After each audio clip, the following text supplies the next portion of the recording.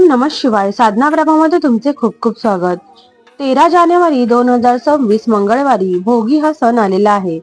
मकर संक्रांत आपण 3 दिवस साजरी करतो.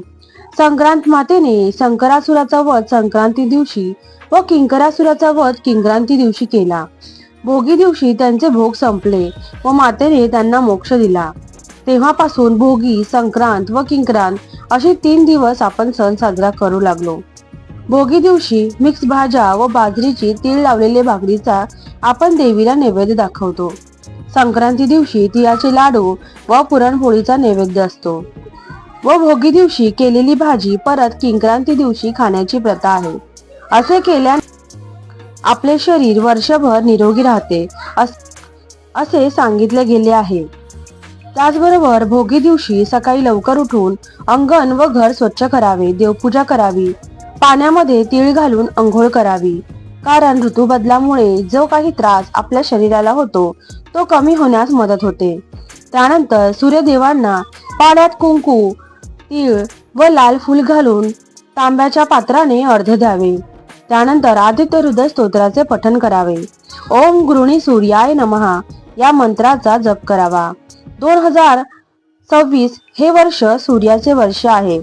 असे केल्याने आपल्यावर सूर्यदेवांची कृपा होऊन आपली सर्वांगीण प्रगती होते. त्यानंतर दक्षिणेला तोंड करून पाण्यात तीळ घालून ओम पितृदेवाय नमः असे म्हणून पितरांना तर्पण करावे. असे केल्याने आपल्या जीवनातील भोग कमी होऊन आपल्यावर पितरांची कृपा होते व आपल्या जीवनातील चांगले होण्यासाठी सगळे मार्ग खुले होतात.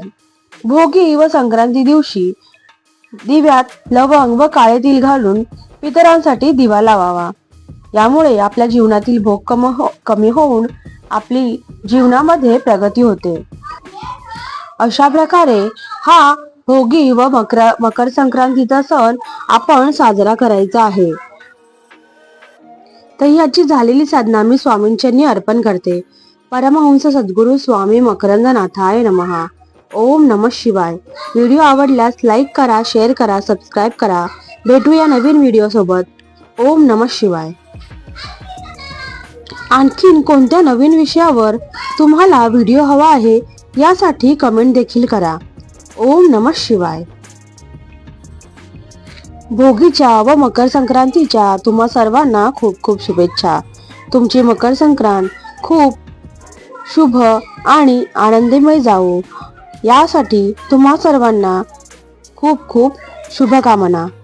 ओम नमः शिवाय. हर हर महादेव.